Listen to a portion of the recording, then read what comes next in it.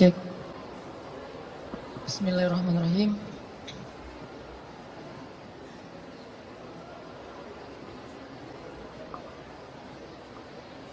Assalamualaikum warahmatullahi wabarakatuh.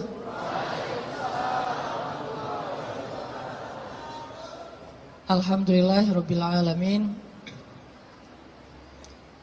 Alhamdulillahilladzi anzala as-sakinata fi qulubil mu'minin liyazdadu imanan ma'a imanihim. Asyhadu an la ilaha illallah wahdahu la syarikalah wa asyhadu anna Muhammadan abduhu wa rasuluhu la nabiyya ba'dah. Allahumma salli wa sallim wa barik ala sayyidina Muhammad wa ala alihi wa sahbihi wa man tabi'ahu ila yaumil qiyamah. Radina billahi rabba wa bi Muhammadin nabiyya wa bil islami dina. Rabbi syrah li sadri wa yassir li amri wa hlul 'uqdatam min lisani yafqahu qawli. Sehat teman-teman semuanya?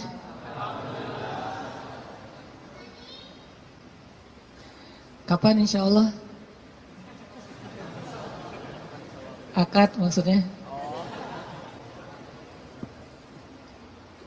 Boleh saya tanya dulu, siapa yang baru nikah?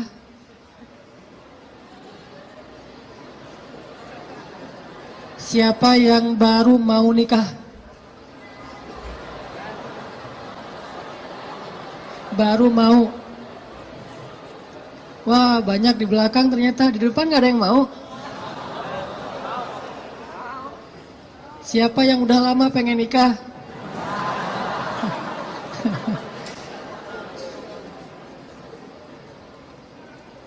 Kalau nikah tuh jangan kepengen ya.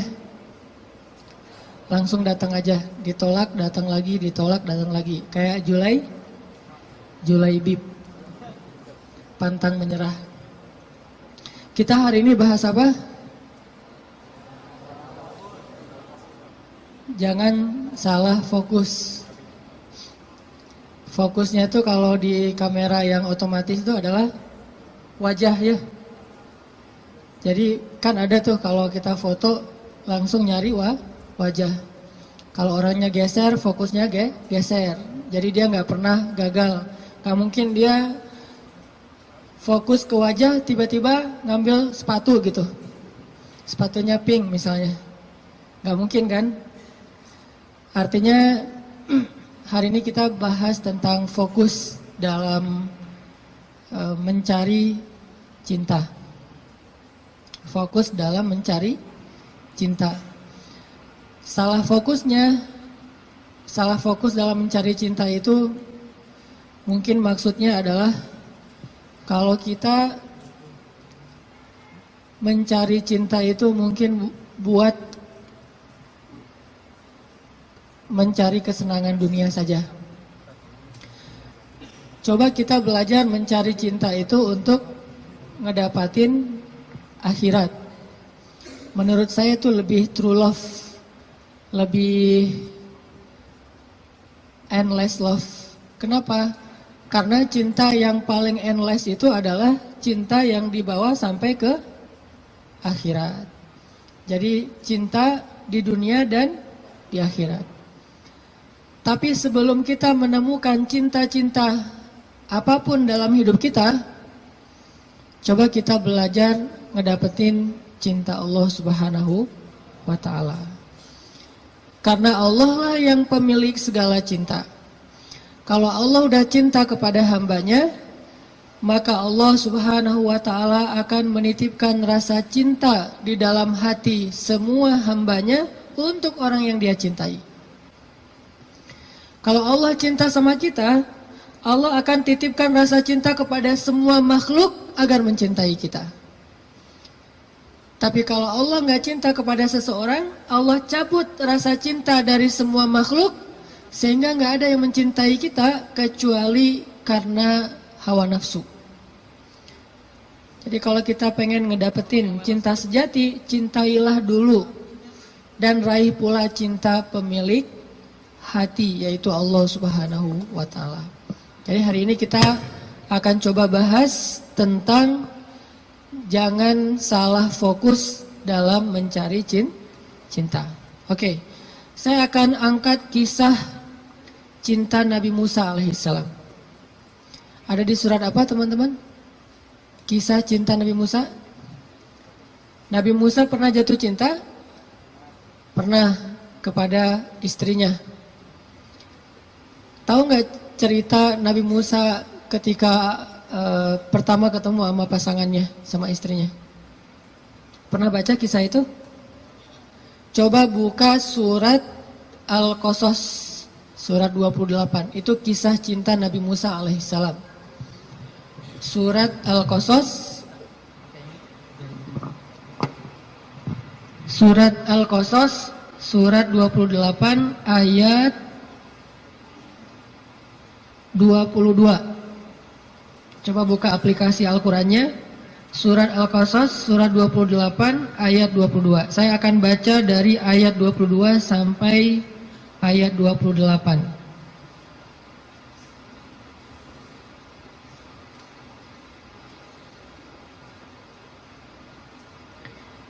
Surat Al-Qasas ayat 22 sampai 28. A'udzu billahi minasy syaithanir rajim. Bismillahirrahmanirrahim. Walamma tawajjaha tilqa'a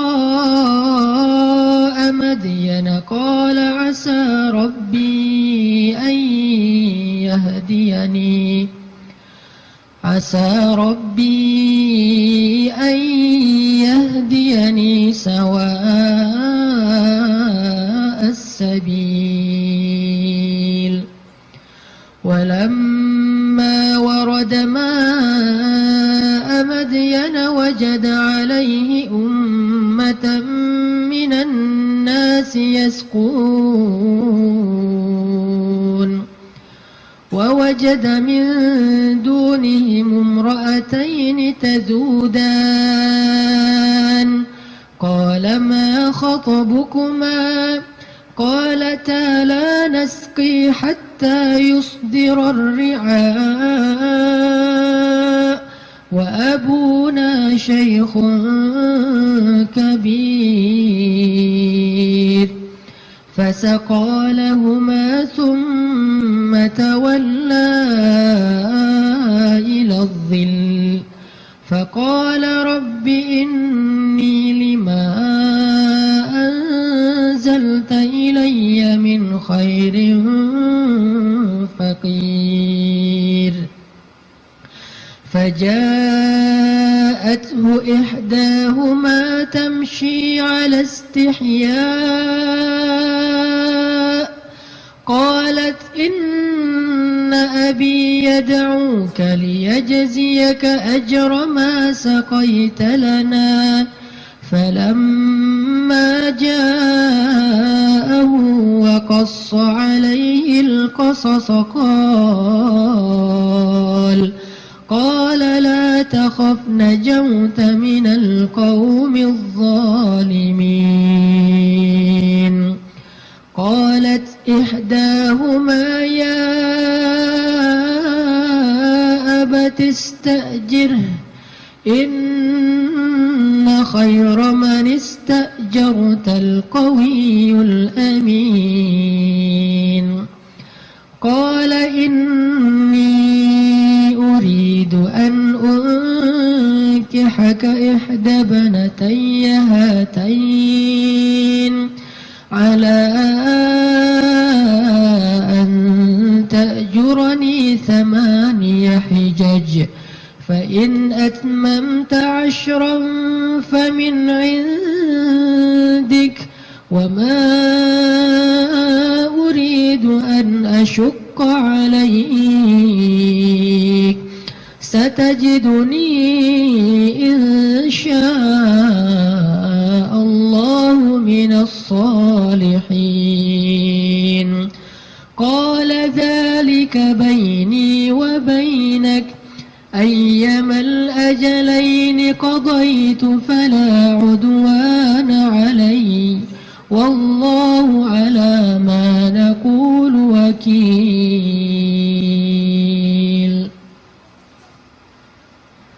Dan ketika Musa menghadap ke arah negeri Madian, ia berdoa, semoga Tuhanku membimbingku ke jalan yang benar. Lalu saat ia sampai di sebuah sumber air di negeri Madian itu, ia menjumpai di sana sekumpulan orang yang sedang memberi minum kepada ternaknya. Dan ia melihat di belakang orang banyak itu dua perempuan yang sedang menambat ternak mereka. Musa bertanya, apa yang kalian butuhkan?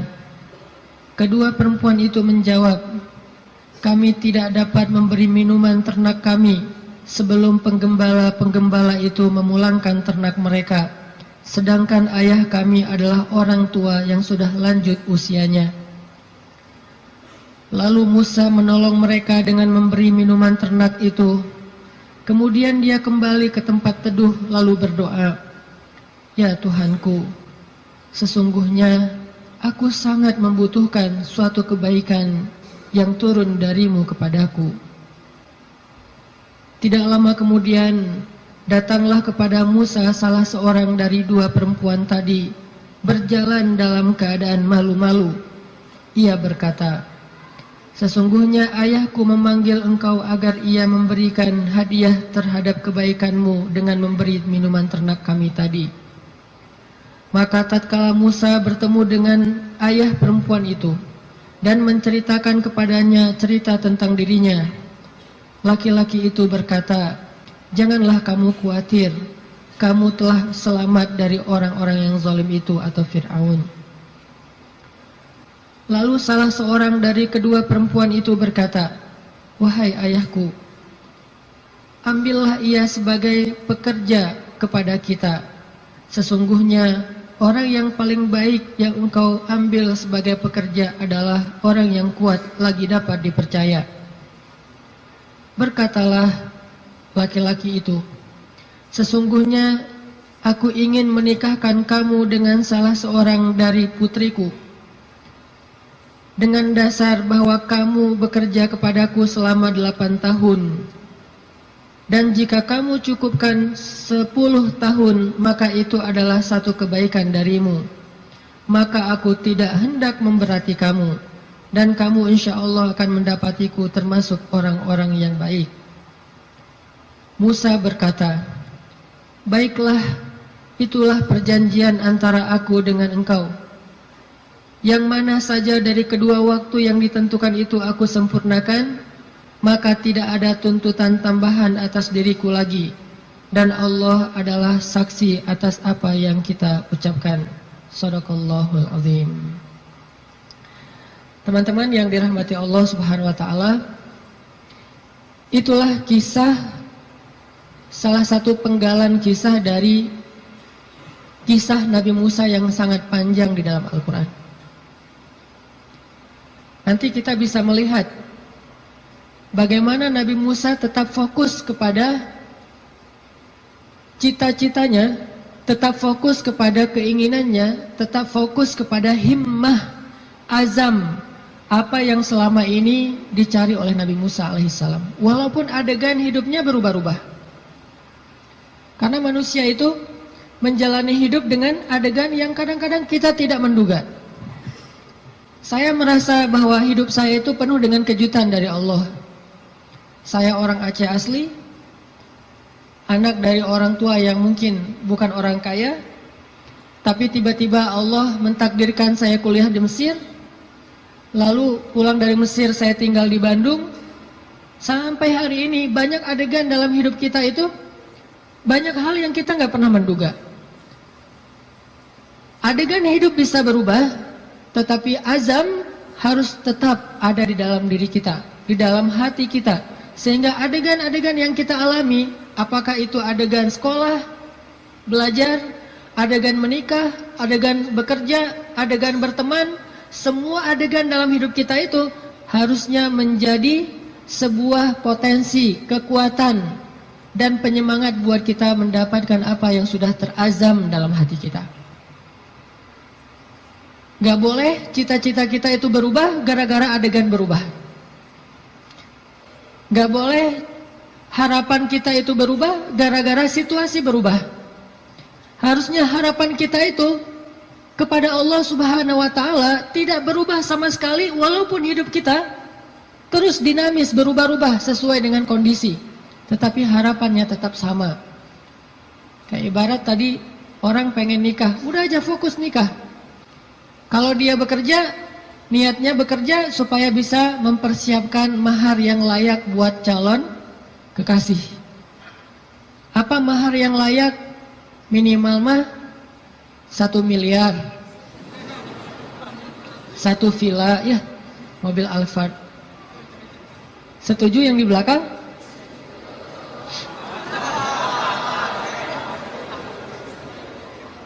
Kalau nggak sampai segitu pun minimal 1 motor, rumah kontrakan, sama pendapatan yang cukup untuk kita berdua. Yang saya sebut dengan cukup, kadang-kadang cukup itu lebih baik daripada lebih loh. Benar nggak? Cukup lebih baik daripada lebih. Kalau kita lebih, kita akan beli piring 2, gelas 2, tempat tidur 2. Nggak seru kan? Justru karena cukup, kita beli piring 1, makan sepiring berdua. Gelas 1, minum segelas berdua. Jadi nggak ada cerita gelas papa, gelas mama. Yang ada adalah gelas kita.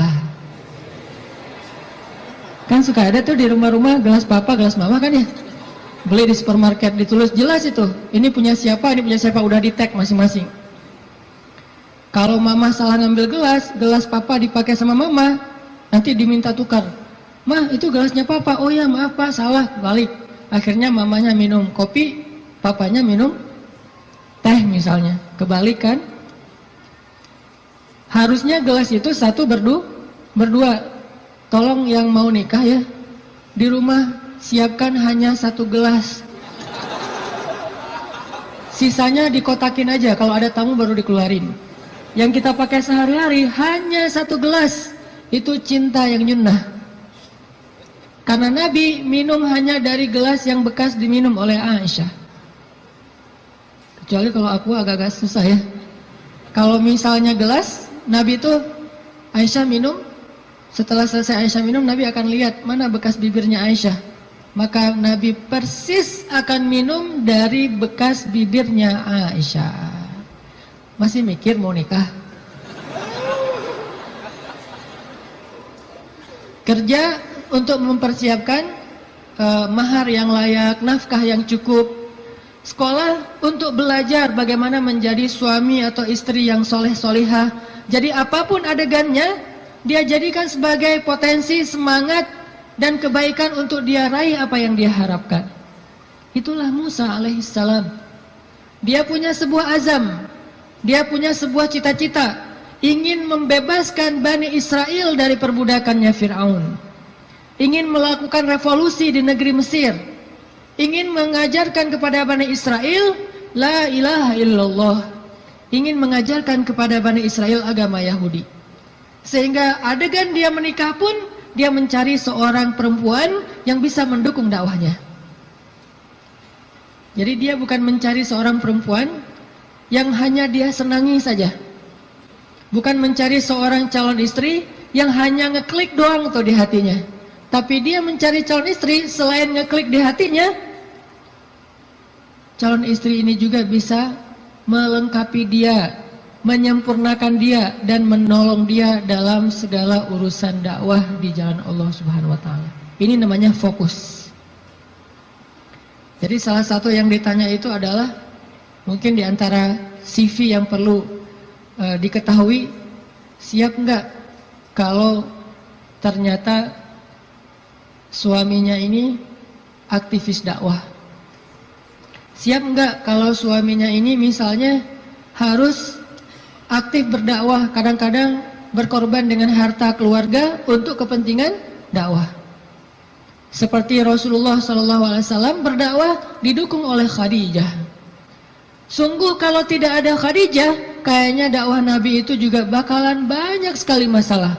Untung Allah Subhanahu wa taala memberikan pendukung pertama buat Rasulullah justru yang berasal dari rumahnya sendiri, kekasih sejatinya Rasulullah, yaitu Khadijah. Sehingga ketika Nabi berdakwah, yang mendukung dakwahnya Nabi itu justru Khadijah. Bayangin kalau Nabi berdakwah, justru yang memusuhi dakwah Nabi adalah istrinya sendiri, itu berat banget. Kayak Nabi Lut dan Nabi Nuh alaihissalam. Itu yang paling berat. Makanya kalau kita tadi baca di dalam surat Al-Qasas, kisah dakwah, kisah cintanya Nabi Musa alaihissalam dimulai dari kalimat yang ada di ayat 22, Asa Rabbi ayyahdiyani sawa as-sabil. Semoga Tuhanku akan membimbingku ke jalan yang lurus. Artinya Nabi Musa itu berserah diri kepada Allah, ya Allah, kalau engkau pertemukan saya kepada seorang calon istri saya, pertemukanlah dengan seorang perempuan yang membuat saya tetap di jalanmu. Kalau engkau memberi saya pekerjaan dan rezeki, berilah saya pekerjaan yang membuat saya tetap di jalanmu. Kalau engkau memberikan saya teman dan sahabat, berikanlah saya sahabat dan teman yang membuat saya tetap di jalanmu. Intinya, sawa asbil, ihdinas siratal mustaqim. Itu fokusnya Nabi Musa. Gak pengen gara-gara cinta akhirnya keluar dari sawa as-sabil. Gara-gara perasaan akhirnya keluar dari siratal mustaqim. Ini fokusnya Nabi Musa. Cinta anugerah dari Allah, tapi jangan sampai anugerah itu menjauhkan kita justru dari pemberinya. Ini fokus Nabi Musa. Asa Rabbi ayyahdiyani sawa as-sabil. Jadi kalau saya nanti ketemu keluarga baru, mudah-mudahan keluarga itu keluarga yang bisa membantu saya untuk terus berada di sawa as-sabil. Kalau saya ketemu calon suami, mudah-mudahan suami itu yang membimbing saya, waj'alna lil muttaqina imama, membimbing saya tetap di sawa as-sabil, di jalan yang Allah ridhoi. Ini fokus. Dan kalau kita fokus di sawa as-sabil, gak usah khawatir, Allah punya banyak rencana baik untuk kita.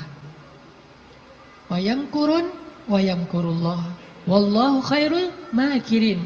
Siapapun boleh punya rencana untuk menghalangi kita, tapi Allah adalah sebaik-baik pembuat rencana.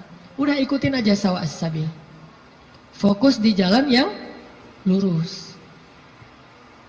Sawa itu bahasa lainnya istiwa. Atau dalam bahasa Arab kadang-kadang orang Arab suka nyebut dengan istilah khatul istiwa. Terus jadi bahasa Indonesia katulistiwa. Itu bahasa Arab. Katulistiwa itu dari kalimat khatul istiwa. Khat artinya garis, istiwa artinya lurus, garis lurus. Katulis, karena kita nggak bisa bilang kha jadinya ka. Khadijah jadinya Khadijah. Sama kayak misalnya orang Sunda gak bisa bilang ain, jadinya e. Ketika Nabi SAW manggil Aisyah, panggilan Aisyah siapa? Aish. Sampai di Sunda jadinya Eis. Itu bahasa Arab. Aish jadinya Eis. Jadi Eis itu aslinya Eisah. Aisyah. Tetaplah di sawa as-sabil, tetaplah di jalan Allah yang lurus. Nggak usah berbelok, nggak usah keluar dari garis itu. Kalau udah terlanjur keluar, buru-buru balik. Karena Allah cuma memberikan jaminan kebaikan bagi orang yang tetap berada di sawa as-sabil. Kalau dia keluar dari situ, Allah sudah tidak menjamin apapun. Kalau kita pengen hidup kita dijamin sama Allah, nggak bakalan kecewa, dikasih banyak kejutan, surprise yang luar biasa. Gampang sebetulnya caranya, tetaplah di sawa as-sabil, nggak usah melenceng. Kalau kita udah tetap di sawa as-sabil, tunggu aja, terus berjalan di setiap beberapa titik, nanti kita akan temukan Allah menyediakan surprise buat kita, sebagaimana Allah sediakan untuk Musa alaihissalam. Sawa as-sabil, Musa berjalan dari Mesir ke Yordania. Yordania waktu itu masih dinamai dengan istilah Madian, sekarang jadi Yordania. jalan ke Madian, ke Yordania. Dan Musa tidak punya bekal sama sekali. Musa pelarian dari Mesir gara-gara nggak sengaja dorong orang mati kan? Jadi ceritanya di Mesir ada laki-laki Bani Israel bertengkar dengan laki-laki Kipti. Kipti itu Egyptian, orang asli Mesir. Waktu itu yang salah orang Kipti, sombong dan menghina laki-laki Bani Israel, mencurangi dia, akhirnya protes nih, ribut. Datang Musa, tanya, ada apa ini? Diceritakan masalahnya, akhirnya Musa mengingatkan laki-laki Kipti dengan cara mendorong, kamu jangan gitu, mati. Cuma digituin doang gitu, bayangin Musa. Ini jawara Mesir ya, Musa. Kalau di kita mungkin ada jawara Depok, jawara Bekasi, jawara Betawi kan ya. Ternyata jawaranya para nabi itu salah satunya Musa, itu jawara nabi banget loh. Terkenal lah Musa secara fisiknya paling gagah, six pack. Pokoknya fisik Musa itu paling ideal aja. Sampai Bani Israel cemburu sama fisik Musa. Saking cemburunya Bani Israel kepada fisik Musa, akhirnya mereka ngejelek-jelekin Musa. Tahu nggak kenapa Musa selalu pakai bajunya tertutup? Nggak pernah pakai misalnya baju yang ketat atau cuma pakai celana doang biar nunjukin badannya bagus. Tahu nggak kenapa? Kenapa kata Bani Israel? Karena dia itu punya penyakit kulit. Difitnah Nabi Musa oleh Bani Israel. Saking Nabi Musa tertutup. Akhirnya Allah membebaskan Nabi Musa dari fitnah itu. Suatu saat Nabi Musa lagi mandi di sebuah oasis. Dia naruh bajunya di atas batu. Dia hanya mandi pakai celana. Dan itu bukan aurat bagi laki-laki. Karena badannya bukan aurat, perut bukan aurat. Dia mandi nih. Begitu selesai mandi, mau ngambil baju, ternyata batunya udah pindah. Nabi Musa ambil kayak semacam galah gitu. Dia tarik bajunya pakai galah. Pas dia mau narik bajunya pakai galah, batunya lari, membawa kabur bajumu Musa. Itu disebutin di akhir surat Al-Ahzab loh. Ini bukan dongeng, kisah Al-Quran. Walaupun kisahnya pendek, tapi ditafsirkan oleh hadis Nabi. Batunya lari tuh, bawa kabur bajunya Nabi Musa. Sehingga Nabi Musa ngejar-ngejar batu itu sambil mengatakan, hajar, thawbi, hajar, thawbi, hajar. Baju saya dibawa lari batu. Kan susah kan, baju batu. Nabi Musa ngejar-ngejar bajunya dibawa lari sama batu. Kemana batu itu lari bawa baju Nabi Musa? Ke tempat-tempat orang Bani Israel ngumpul. Cari mana skate park. Dia ke skate park. Skate parknya Bani Israel. Jadi anak-anak Bani Israel lagi main skate gitu. Batu lari. Wah, dijadikan obstacle gitu. Wah, ngetrik gitu ya. Ngetrik di atas batu. Jadi kickflip segala macam gitu, ngetriknya di atas batu, dikejar-kejar sama Musa. Kirain sama Bani Israel Musa juga lagi parkur gitu, ngejar-ngejar batu. Wah, Musa parkur, ternyata Musa tuh jago parkur, badannya bagus kan. Lewat tempat skate park, lewat lagi nanti tempat anak-anak main futsal, Musa lari, ternyata Musa pelari hebat, maraton gitu. Semua tempat-tempat ngumpul anak-anak muda Bani Israel tuh batu nyamperin gitu. Ada tempat futsal, tempat skatepark, kafe. Ada orang Bani Israel lagi ngopi-ngopi gitu, lagi ngobrol nggak jelas gitu kan. Lewat batu, Nabi Musa ngejar di belakang. Wis, Musa badannya bagus. Semua orang pada ngeposting hashtag Musa keren. Viral aja. Jadi viral bahwa Musa itu ternyata badannya keren banget. Di mana-mana di repost, jadilah selebgram. Followersnya nambah. Followers apa? Bani Israel yang kagum kepada Musa. Ini bahasa saya analogikan dengan kekitaan ya. Ini hanya analogi. Udah gitu, batu itu ternyata berhenti di tengah pasar Bani Israel. Berhenti di tengah pasar. Udah lari jauh, akhirnya berhenti. Musa datang ngambil baju langsung dipakai karena malu. Walaupun bukan aurat, Musa itu menjaga diri. Gak mau mentang-mentang badannya bagus tunjukin ke cewek-cewek. Nanti cewek, selfie misalnya.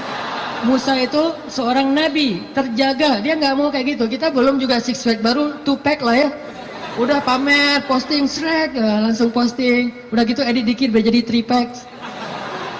Musa udah six pack masih ngejaga biar orang-orang tidak jadi fitnah. Pakai bajunya, habis pakai baju karena marah sama batu. Akhirnya dipukul tuh batu sama Musa sampai batu itu retak. Bayangin, batu gede loh. Ada yang pernah pukul batu retak? Batu bata kali ya. Batu beneran nih, retak, dan tangan Musa biasa-biasa aja. Itu kekuatan Musa, makanya dorong orang dikit mati. Mungkin kalau sekarang Musa itu kayak MMA lah ya, mixed martial art gitu. Jadi bisa semua jenis bela diri. Nah, artinya Musa alaihissalam lari dari Mesir gara-gara habis dorong orang, terus dia mati, nggak sengaja. Kata Musa, ini bukan salah saya, salah setan. Kan disebutin di ayatnya, masih di surat Al-Qasas atau di surat Toha. Ini bukan salah saya, salah setan. Bukan saya yang bunuh, setan yang bunuh dia. Jadi teman-teman, satu-satunya suuzon yang berpahala itu adalah suuzon sama setan. Itu berpahala banget. Satu-satunya husnuzon yang berdosa adalah husnuzon sama setan. Jangan salah-salahin setan, kasihan, masa dikambing hitamin? Enggak, setan memang harus disalahin.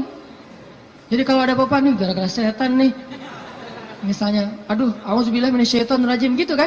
Bahasa zikirnya gara-gara setan apa? Kalau bahasa sehari-hari, nih setan nih kerjaannya nih. Kalau bahasa zikirnya, auzubillahi minasyaitonirrajim.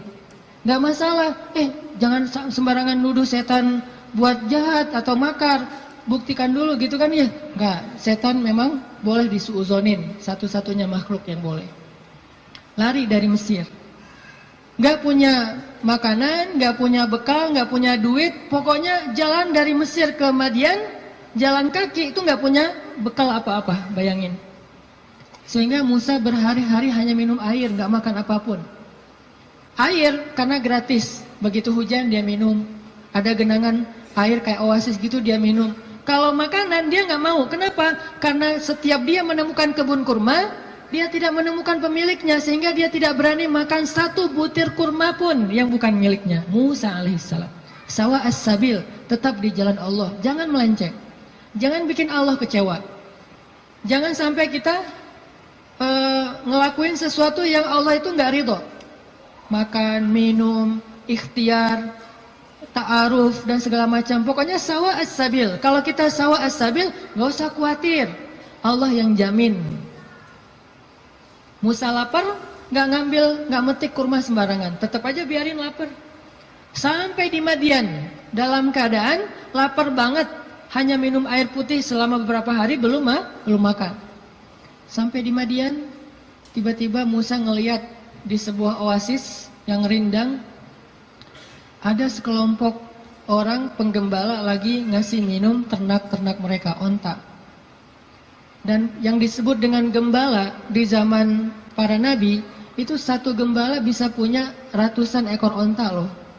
Jadi bayangin kalau ada 10 penggembala aja nih, berarti lebih dari 1000 ekor onta. Dan tahu nggak berapa banyak onta kalau minum? Onta itu kalau minum hampir seperti gajah. Dan dia minum bukan karena haus.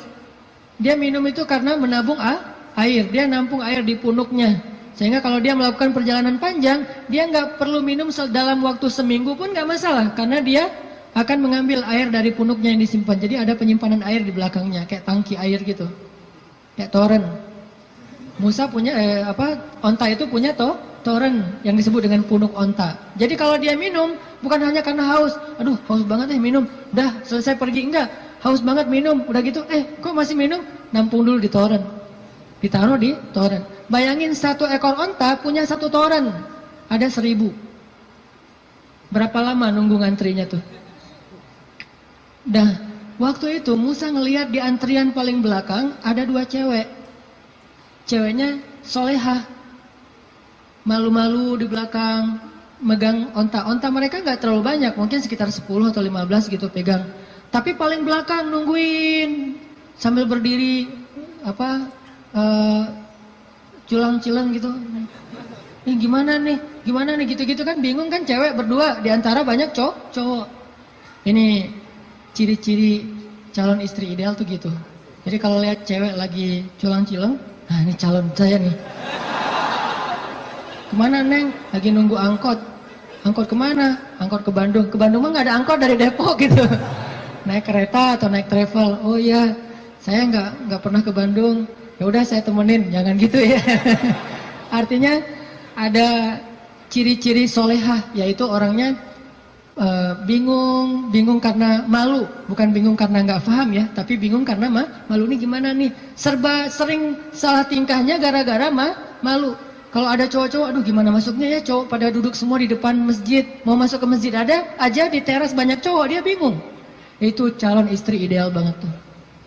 Jadi kalau ngelihat cewek kebingungan, berdoa pada Allah, ya Allah berikan saya seorang istri yang lagi kebingungan. Cari yang bingung-bingung gitu teh. Karena yang bingung itu pasti rasa malunya besar, kehormatannya luar biasa, menjaga diri. Kalau dia nggak menjaga diri mungkin nggak akan terlalu kebingungan. Dia akan, walaupun nggak semua yang berani, yang cekatan itu berarti bukan orang soleha, bukan. Cuman salah satu cirinya itu adalah punya rasa istihya, malu-malu. Jadi kalau ngomong Assalamualaikum, Waalaikumsalam, ngomongnya membelakangi gitu ya, itu salah satu ciri-cirinya. Pas ngeposting di Instagram, kita stalking gitu, kita kepoin Instagramnya, ternyata fotonya semuanya foto bunga-bunga, nggak ada foto orangnya. Ada kaktus, ada apa gitu, foto-foto bunga. Kalau ada foto orangnya pun foto KTP. Hitam putih pula, segini. Kayak orang foto paspor ya. Kalau pakai kacamata suruh buka kacamatanya. Terus disuruh deketin matanya, melotot lagi, baru difoto, posting di Instagram foto. Kalau gitu berarti beda lagi nih karakternya. Karakter yang istrinya Musa malu-malu di belakang, duduk aja berdua, nungguin. Akhirnya karena ngelihat ini perempuan kok ngantri berdua, Musa samperin. Datang Musa nanya, "Ma khatbukuma?" Segitu doang pertanyaannya, jadi jangan panjang-panjang. Jangan nanya nomor handphone, jangan nanya akun Instagramnya apa, jangan basa-basi segala macam, jangan tiba-tiba pura-pura salah nomor telepon yang nyasar. Nanya aja, "Ma khatbukuma?" Ada apa? Kenapa kayak gini? Kenapa di belakang? Kenapa? Bahasa sederhananya adalah kenapa kalian berdiri saja di sini? Ma khatbukuma? Apa masalah kalian? Kedua perempuan ini terus bilang, kami tuh pengen ngasih minum ternak kami, tapi nggak bisa soalnya laki-laki itu banyak yang ngerumunin air dan kami nggak enak kalau mau desak-desakan dengan mereka. Sedangkan ayah kami sudah tua, nggak bisa memberikan minuman ternak. Musa melihat perempuan ini butuh pertolongan, akhirnya Musa ngambil ternaknya. Nggak banyak ngomong. Emang ternaknya namanya siapa? Salah tanya lagi kan ya? Basa-basinya lebay, salah. Udah aja ambil ternaknya, kemudian dibawa oleh Musa, diberi minum. Bayangin Musa yang dalam keadaan capek banget, lapar, perjalanan jauh, masih sanggup memberi minum ternak. Dan dulu cara ngasih minum ternak, itu ngambil timba, timbanya tuh kayak ember, kalau di kita ember, kalau orang Arab nyebutnya timba. Dalwun itu ember besar, diambil nggak pakai tali, turun ke dalam sumur, sumurnya besar gitu, ngambil air, naik lagi ke atas, ngasih minum kepada onta, turun lagi ke bawah, naik lagi ke atas. Bayangin tuh, lumayan kan? Buat latihan otot. Musa turun, naik ke atas, bawa minuman untuk ternak. Ada 10 onta, bayangin, minimal 10 ember. Dalam keadaan lapar, lemes, perjalanan jauh, lelah, kurang tidur. Coba, kekuatan Musa. Dan itu langsung diketahui oleh cewek-cewek nanti, bilang dia itu orang yang kuat luar biasa. Kasih minuman ternak, udah selesai itu, dikasih lagi ke cewek-ceweknya pada pulang, jazakallah khair, wa iyyakum, pulang aja. Musa, setelah mereka pulang, nggak pura-pura apa gitu, aduh, di sini warung Padang di mana ya, nggak nanya-nanya gitu.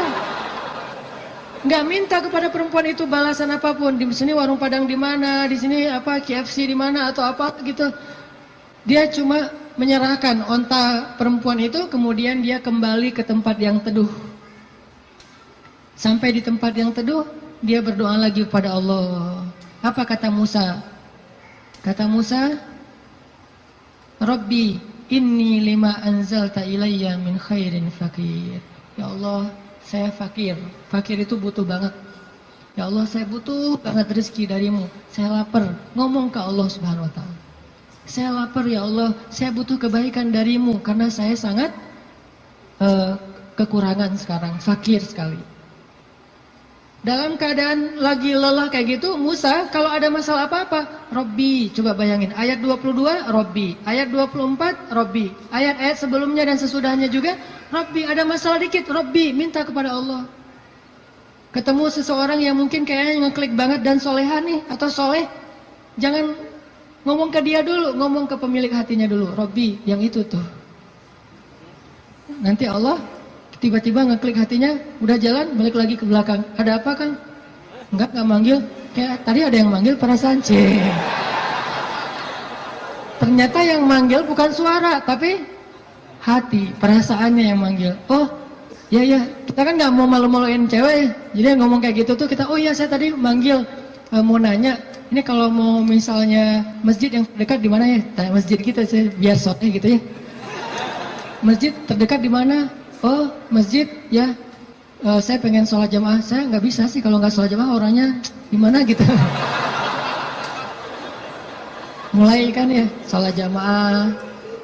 Oh ya, ada di situ di dekat balai kota. Oh iya ya, di situ juga banyak warung kok. Enggak, saya mah hari ini puasa. Malah hari Jumat gitu ya. Hari Jumat puasa. Jadi soleh banget lah ya intinya. Musa balik kepada tempat teduh, berdoa kepada Allah. Jadi kalau ada masalah lapar, doa. Kesasar, doa. Bingung, doa. Apapun, ilahi. Robbi, itu sawa as-sabil. Kalau kita mau makan satu buah korma di sebuah kebun, mintanya kepada pemilik kebun. Pak, boleh saya minta satu butir korma? Minta kepada dia. Tapi kalau kita lapar, minta kepada Allah. Allah itu pemilik alam semesta. Bukan cuma satu kebun kurma, tetapi langit dan bumi milik Allah. Minta kepada pemiliknya. Robbi. Baru setelah itu ikhtiar kepada makhluk. Awalnya ikhtiar ke langit, baru kemudian ikhtiar di bumi. Jadi, teman-teman, pesan moral pertama adalah, kalau kita pengen ditolong oleh Allah, kalau kita pengen Allah kasih banyak kejutan, kalau kita pengen hidup kita itu penuh dengan kebaikan, pesan moral pertamanya adalah sawa as-sabil. Jangan keluar dari jalan Allah Subhanahu wa taala. Jalan Allah itu artinya syariat. Syariat itu dalam bahasa Arab artinya jalan hidup, the way of life, yaitu Islam. Jangan keluar dari jalan Allah. Tetap aja di situ. Pasti Allah kasih. Kalau pengen pas kita berjalan tiba-tiba ada kejutan dari langit, sawa as-sabil, tetap di situ, jangan kecewain Allah. Jangan sampai Allah Subhanahu wa taala ngelihat kita ngeposting sesuatu yang Allah nggak suka. Bayangin kalau Allah udah unfollow, semua akan unfollow. Tiba-tiba akun kita jadi kosong, nggak ada followers. Apa arti Allah unfollow? Bara'atum minallah. Awal surat At-Taubah. Allah berlepas tangan. Berlepas tangan bahasa sosmednya unfollow. Lebih parah lagi kalau Allah sudah ngeblok. Khatamallahu ala qulubihim. Udah unfollow, diblok pula. Jadi kita japri nggak masuk, contrengnya cuma satu, udah diblok. Kita telepon, dialihkan ke nomor yang lain. Kita DM nggak masuk juga, artinya kita diblok. Request nggak di respon.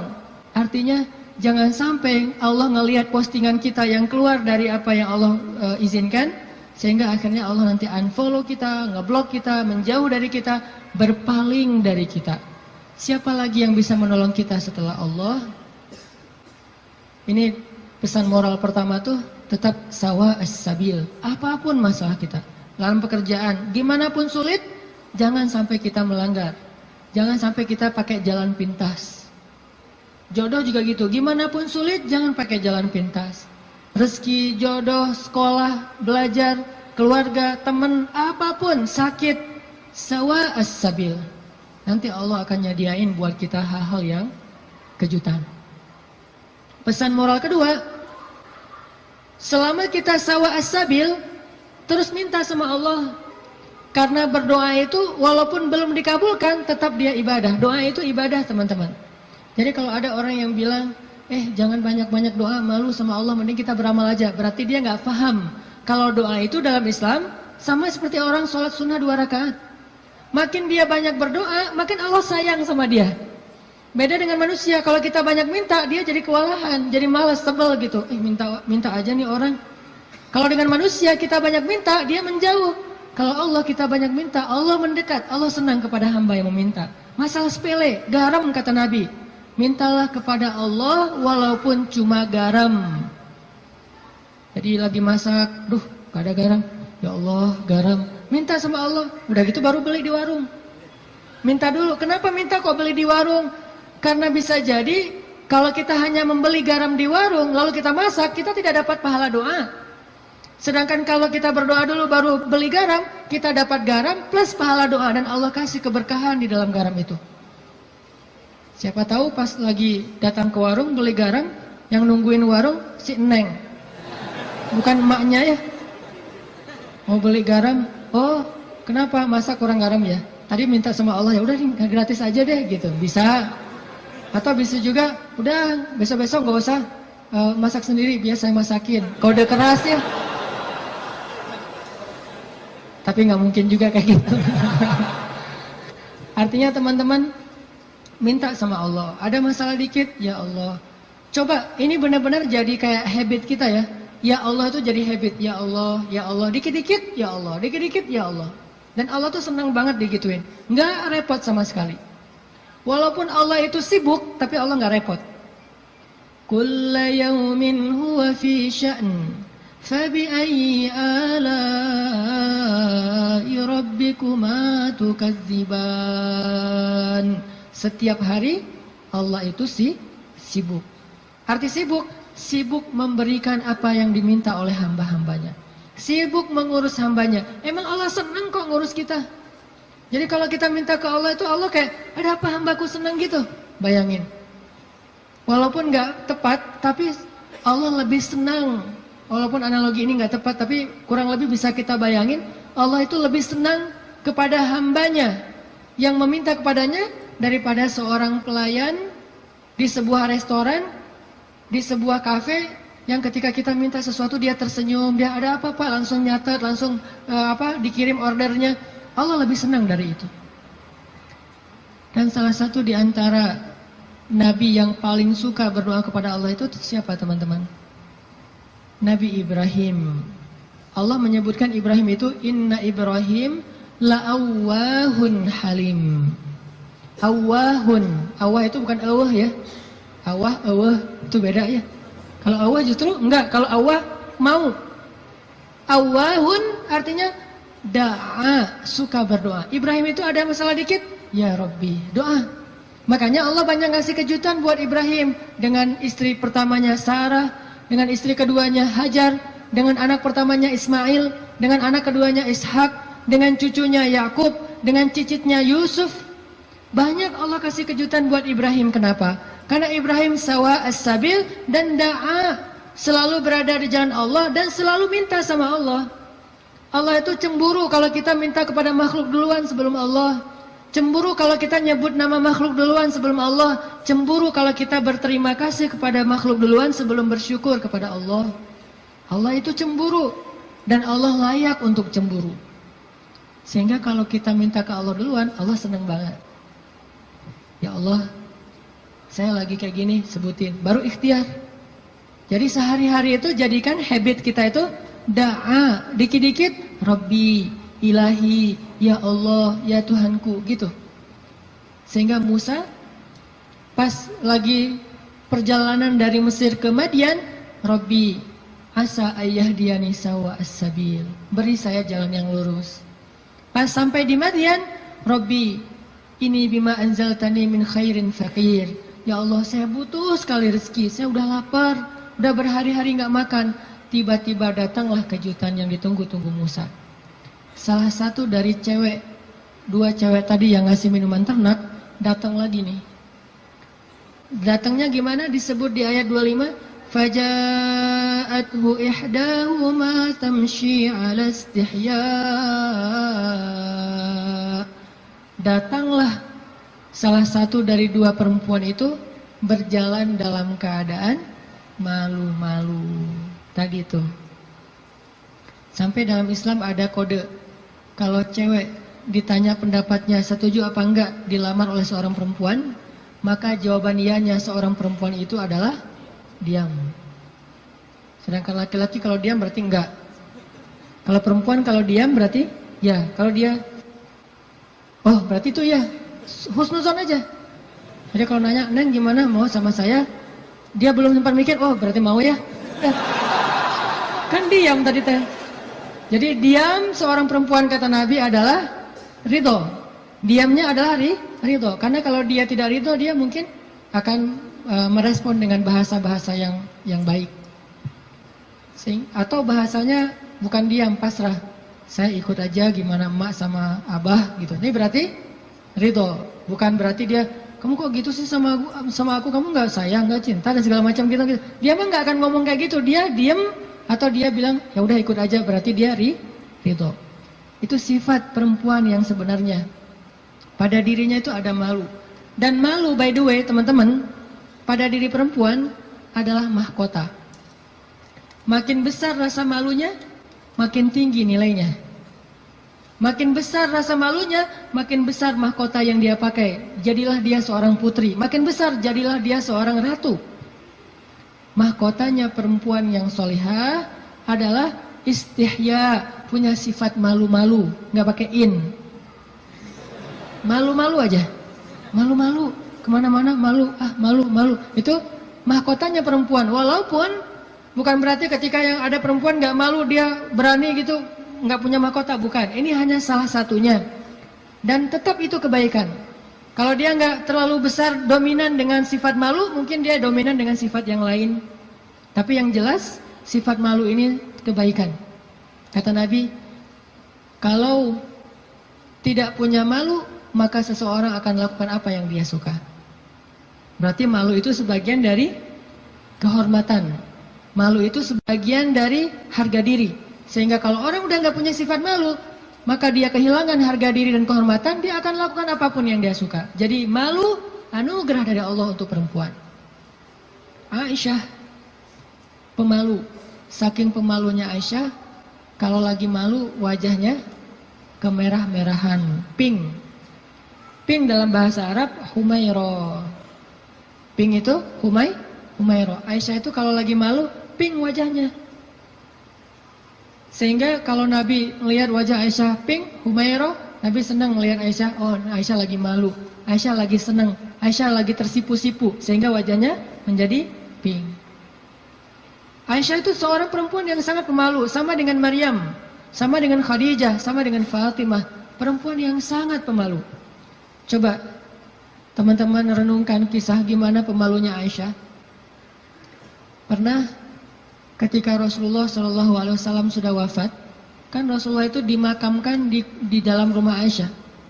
Soalnya SOP para nabi, mereka dimakamkan di tempat mereka wafat, nggak boleh dipindahkan. Itu udah jadi SOP-nya para nabi itu. Jadi kalau meninggalnya di sini, ya udah di sini dimakamin, nggak boleh ke pemakaman khusus tempat lain atau pemakaman umum, nggak boleh. Jadi karena Rasulullah wafatnya di atas pangkuan Aisyah di kamarnya, maka kamar itu jadi tempat Rasulullah dimakamkan, makam di situ, dibuat kayak ruangan. Setiap hari Aisyah duduk di situ, dia buka hijabnya, dia duduk di makam Nabi sambil mungkin dia di situ ngobrol, mungkin dia berzikir, bukan sengaja zikir di dalam makam ya, tetapi dia kangen sama Nabi, duduk di sebelah Nabi, seolah-olah dia pengen mengenang waktu dulu sering zikir berdua sama Nabi sambil Nabi tidur di atas pangkuan Aisyah zikir. Bayangin. Kalau kita zikir jomblo itu duduk, beda ya zikir jomblo sama zikir orang udah nikah. Kalau jomblo zikirnya duduk, tiba-tiba ngeblak ke belakang gitu ya. Kalau udah nikah, zikirnya nggak perlu ngeblak ke belakang, zikirnya sambil berbaring di atas pangkuan kekasihnya. Atau kadang-kadang zikirnya sambil bersandar, jadi punggung dengan punggung, satu menghadap ke utara, satu menghadap ke selatan. Sama-sama memberikan punggungnya jadi kayak kursi gitu, bersandar kepada kekasihnya, zikir.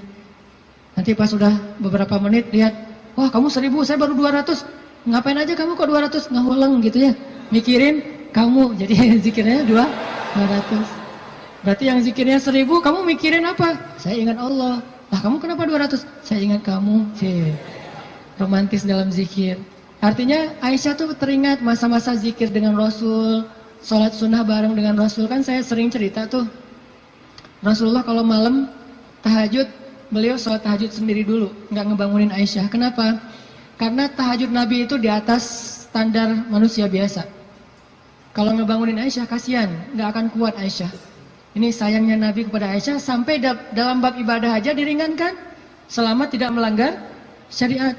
Nabi nggak mau ngeberatin Aisyah sholat tahajud bareng dengan Nabi. Aisyah, tahajud yuk. Hayu, kata Aisyah. 1 rakaat Al-Baqarah, Ali Imran, An-Nisa, Al-Maidah, Al-An'am. Siapa yang kuat? Nggak usah Aisyah, Abdullah ibnu Mas'ud aja pernah jadi makmum dadakan di belakang Nabi, itu hampir batal sholatnya. Wah, Nabi lagi sholat tahajud, nggak makmumin udah aja makmumin. Nabi baca Alif Lam Mim Dzalikal Kitabul La Raiba Fi. Abdullah masih antang-antang aja. Lama-lama kok udah setengah juz ya perasaannya. 1 juz, 2 juz, sampai selesai Al-Baqarah. Mulai ini Abdullah curiga nih, masuk lagi Alif Lam Mim Ali Imran. Masuk lagi Ya Ayuhan Nas An-Nisa. Masuk lagi Al-Maidah. Masuk Al-An'am 7 juz 1 rakaat. 7 juz 1 rakaat. Kita 1 rakaat 7 surat. An-Nas, Al-Falaq, Al-Ikhlas. Dari ujung aja pokoknya 7 surat. Ini 7 juz 1 rakaat.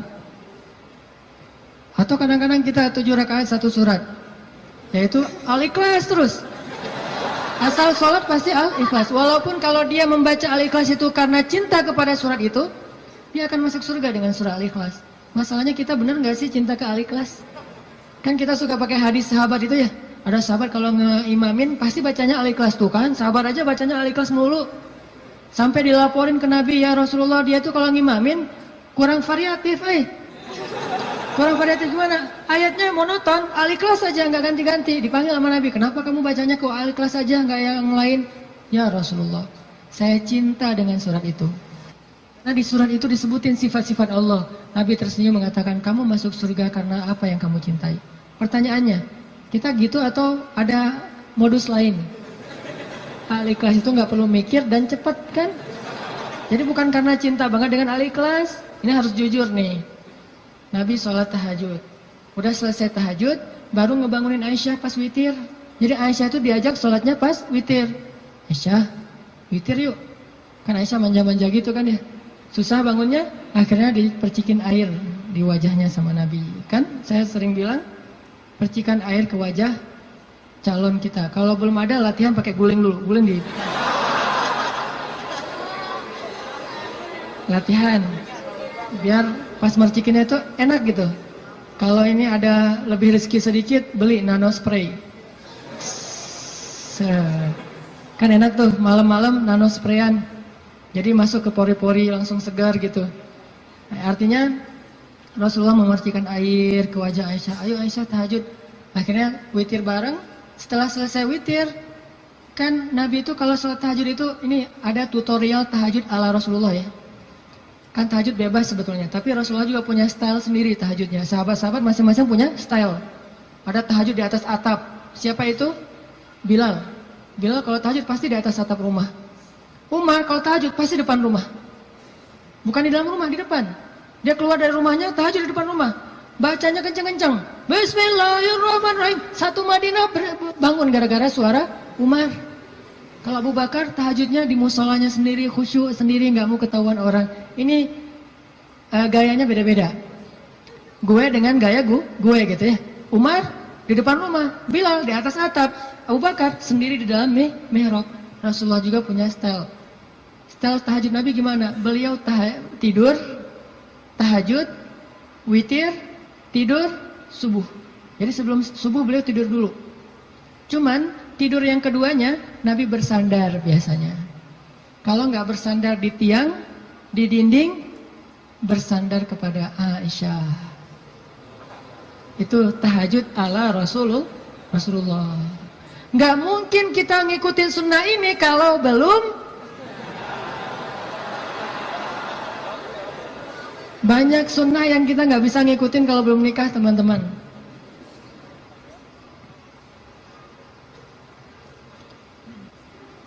Ya, waktu jam 11.25. Sebentar lagi ya, 5 menit aja lagi. Kisah Musa. Lanjut ya, dipotong ya. Jadi Nabi SAW itu dengan Aisyah, kalau tahajud membangunkan Aisyah dan tidak membiarkan Aisyah. Artinya Nabi SAW mengajarkan kepada kita bagaimana beliau memperlakukan istrinya, bagaimana rumah tangga beliau, yang itu kemudian menjadi kebaikan kepada Allah. Jadi mendapatkan istri untuk lebih dekat kepada Allah, biar bisa tahajud bareng. Coba bayangin teman-teman, kita pengen nikah, kenapa kamu pengen cepat-cepat nikah? Karena pengen buka puasa berdua. Bentar lagi Ramadan nih, masa puasa sahur masih sendiri kan? Kenapa kamu pengen nikah? Pengen tahajud berdua. Kenapa kamu pengen nikah? Pengen ngaji berdua, store hafalan. Suaminya hafal surat Al-Ikhlas, store gitu ke istrinya. Kan baru hijrah, Al-Ikhlas dulu kan? Al-Fatihah, Al-Ikhlas. Nanti istrinya store. Store-nya apa? Surah Al-Isra. Ternyata istrinya hafizah. Ya, suaminya baru hijrah. Jadi Al-Ikhlas versus Al-Isra. Beda banget kan? Al-Ikhlas juga masih banyak salah, kulawahan gak lewat-lewat gitu. Atau kuliah ayyuhal kafirun gak khatam-khatam, muter. Kan la abudu ma ta'budun terus aja di situ kan? Ini karena belajar, baru belajar. Istrinya udah Al-Isra, Maryam, Toha, Qasas segala macam. Kenapa pengen nikah? Karena pengen bareng mendekat kepada Allah SWT. Itu yang di Musa cari. Akhirnya perempuan itu datang menemui Musa, sebagaimana Aisyah sangat pemalu, tadi nggak tuntas ceritanya, next time insya Allah. Datanglah perempuan itu kepada Musa bilang, ayahku pengen ngundang kamu dinner di rumah. Itu bahasa kita mah, di dinner atau lunch lah di rumah, makan siang gitu. Kayaknya sih dinner, udah sore soalnya, makan malam di rumah. Oh iya, jalan nih, tahu gimana cara jalannya? Musa di depan, cewek itu di belakang. Nggak dibalik, cewek di depan, Musa di belakang, nggak. Etika jalan laki-laki perempuan yang belum muhrim, perempuan di belakang, laki-laki di depan. Supaya apa? Supaya tidak melihat bagaimana cara jalannya. Terus kan Musa nggak tahu rumahnya kemana, gampang, tinggal di Sherlock aja. Kalau nggak Sherlock, kitanya yang jadi Google Map gitu, jadi kayak Waze gitu. Belok kanan, turn right, turn left, after one, gitu. Tinggal Musa belok kanan, belok kiri. Yang penting Musanya di depan, perempuan itu di belakang. Dan itu etika yang luar biasa. Sehingga perempuan ini menyimpulkan, laki-laki ini selain kuat, ternyata amanah, nggak caper, nggak sok-sok dekat gitu. Kan kita lagi di perjalanan, daripada kamu diganggu orang biar aku jagain. Nggak. Musa itu orang yang sangat amanah. Jadi kalau belum nikah aja dia sangat jaga. Jangan sampai membuat perempuan ini tercela, apalagi setelah menikah. Sampai di rumah, cewek ini ngomong ke ayahnya, ya abah, bapak gitu ya, ya abati. Itu laki-laki itu kuat dan amanah loh. Kalau ayah butuh pekerja, kayaknya dia yang paling tepat jadi pekerja di rumah kita. Ini sebetulnya kode. Perempuan kalau ngomong dengan bahasa kayak gini, berarti dia perhatian. Kalau dia udah bisa menyimpulkan dia kuat, dia amanah, dia tepat sebagai pekerja, berarti dia perhatian. Kalau enggak dia nggak akan ngasih komentar. Ayahnya paham, ini bahasa elegan orang zaman dulu. Kalau sekarang kan, ya pengen nikah gitu kan, vulgar kan ya. Kalau dulu kode tuh, ya itu kayaknya cocok bekerja ke kita. Kata ayahnya, oh ya nanti ayah bicara sama dia.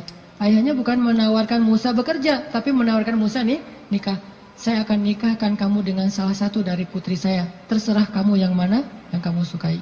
Maharnya bekerja kepada saya selama 8 tahun.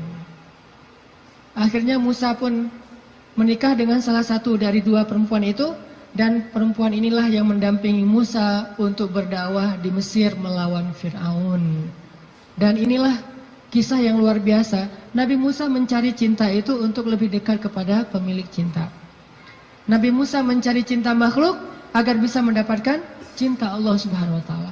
Bukan justru ketika ngedapetin cinta makhluk kehilangan cinta Allah. Ini namanya fokus. Teman-teman, pesan moral ketiga berarti adalah apa? Setelah sawa as-sabil, banyak berdoa. Yang ketiga adalah jadilah seseorang yang menyempurnakan hubungan kita dengan Allah dengan cara menikah. Itu maksud Nabi. Setengah dari agama itu adalah setelah kita menikah, kita sempurnakan. Gimana sempurna? Tadi tuh, tilawah sendiri jadi tilawah berdua. Buka puasa sendiri jadi buka puasa berdua. Tahajud sendiri jadi tahajud berdua. Bahkan ada ibadah yang kita bisa dapetin setelah menikah yang nggak mungkin didapetin kalau orang belum menikah. Ibadahnya simple. Ngapain? Goler, tidur di atas sofa sambil ngelihat istri kita rempong lalu lalang, itu pahala. Jadi gini aja. Itu sholat sunnah loh.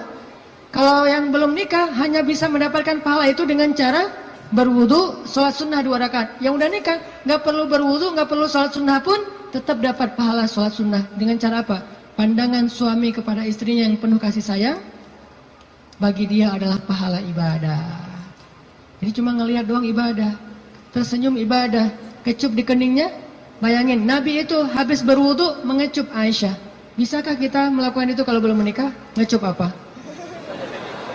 Habis wudu, cium Aisyah ke masjid. Wudu, cium Aisyah. Ini salah satu dalil dari mazhab yang mengatakan sentuhan suami istri tidak membatalkan wudu. Walaupun nanti ada dalil yang mazhab yang lain, Allahu a'lam. Ini mazhab. Tapi Nabi beberapa kali habis berwudu, kecup Aisyah ke masjid. Wudu, kecup Aisyah. Jadi kalau udah Nabi wudu, Aisyah udah siap-siap tuh. Para istri, kalau suaminya lagi berwudu, maka siap-siaplah kalian, karena sebentar lagi dia akan ke masjid. Dan lupa mengecup gitu. Biasanya kalau habis wudu Nabi itu ngecup istrinya, dikecup di keningnya atau di pipinya ke masjid, kecup kening pipi ke masjid. Itu sunnah pahala yang tidak didapatkan kecuali dengan menikah. Setengah dari agama itu ada di dalam pernikahan, sisanya ada dalam status jomblo. Setengah-setengah lah ya. Jadi kalau mau utuh, pernah mengalami masa jomblo yang berat gitu, derita jomblo kifarat dosa kan ya. Setelah itu nanti mendapatkan setengahnya lagi setelah saya terima nikahnya Fulanah binti Fulan dan seterusnya. Itu teman-teman, maaf nggak tuntas cerita musanya. Insya Allah nanti dilanjutkan di kesempatan yang lain, bisa lewat streaming mungkin atau dalam kesempatan-kesempatan yang lainnya. Barakallah. Assalamualaikum warahmatullahi wabarakatuh.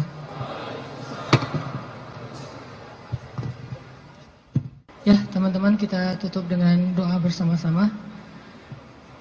أعوذ بالله من الشيطان الرجيم بسم الله الرحمن الرحيم الحمد لله رب العالمين حمدا يوافي نعمه ويكافئ مزيده يا ربنا لك الحمد كما ينبغي لجلال وجهك الكريم وعظيم سلطانك اللهم صل وسلم وبارك على سيدنا محمد وعلى آله وصحبه أجمعين اللهم اغفر لنا ذنوبنا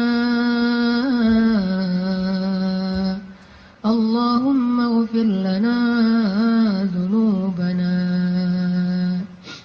اللهم اغفر لنا ذنوبنا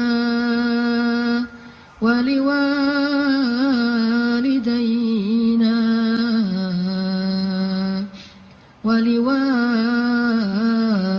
ولوالدينا ولوالدينا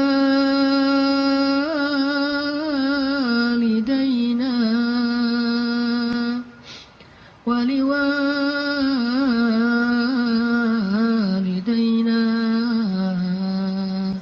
وارحمهما كما ربياني صغيرا ربنا ظلمنا أنفسنا ربنا ظلمنا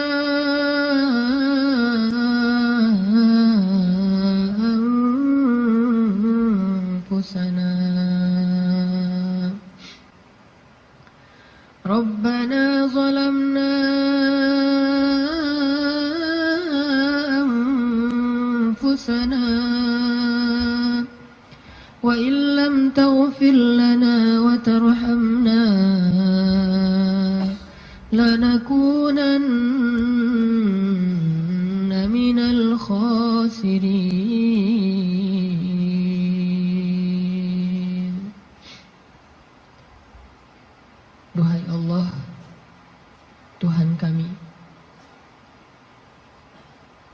Engkaulah yang Maha Pencipta, Engkaulah yang Maha Kuasa, Engkaulah yang Maha Memelihara. Duhai Allah, pemilik langit dan bumi,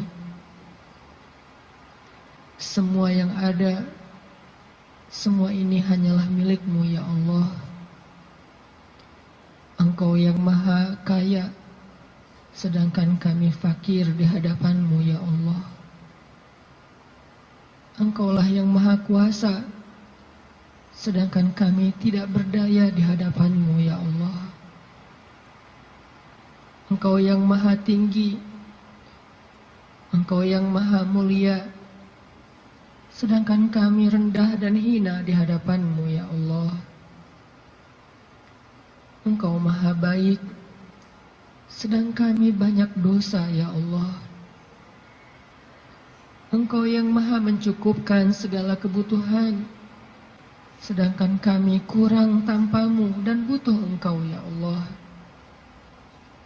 Engkau yang Maha Indah, Engkau yang Maha Terpuji, Engkau yang Maha Bijaksana, Engkau yang Maha Tahu, sedangkan kami bodoh, tidak tahu apapun ya Allah. Ilahana,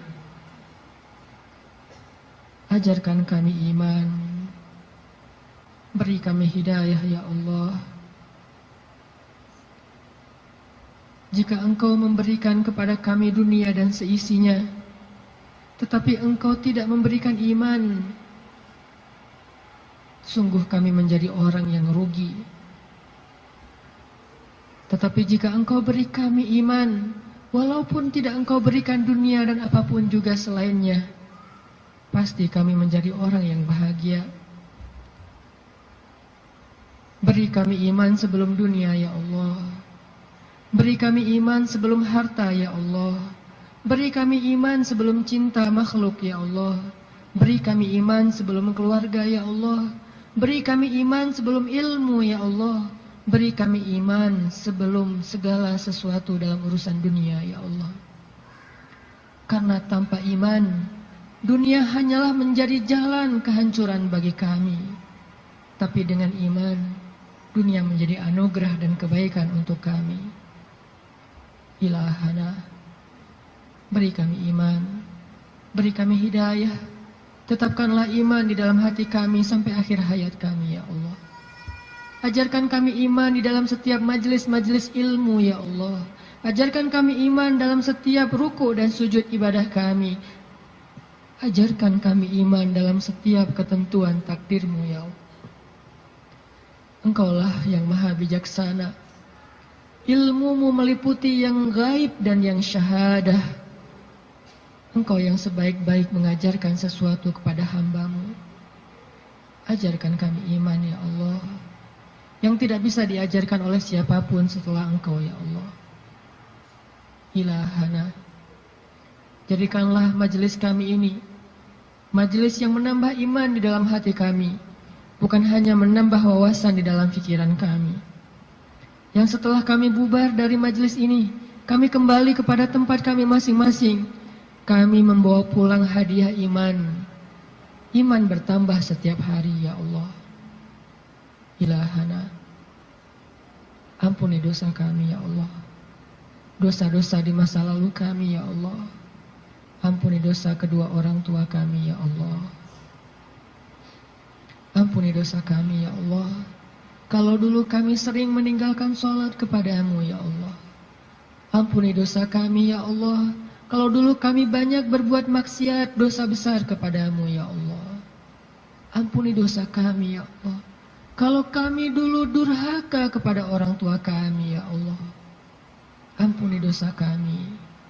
Janganlah Engkau biarkan kami kembali kepada-Mu dengan membawa dosa-dosa besar ya Allah. Beri kami husnul khatimah, di mana ketika kami kembali kepada-Mu, kami datang dengan amal ibadah dan Engkau ridho kepada kami. Ampuni dosa kedua orang tua kami ya Allah. Sayangi ayah bunda kami ya Allah. Sayangi mereka seperti sayangnya mereka kepada kami, bahkan lebih dari itu ya Allah. Jika keduanya telah wafat, lapangkan kuburnya ya Allah. Jadikanlah kubur mereka taman-taman surga.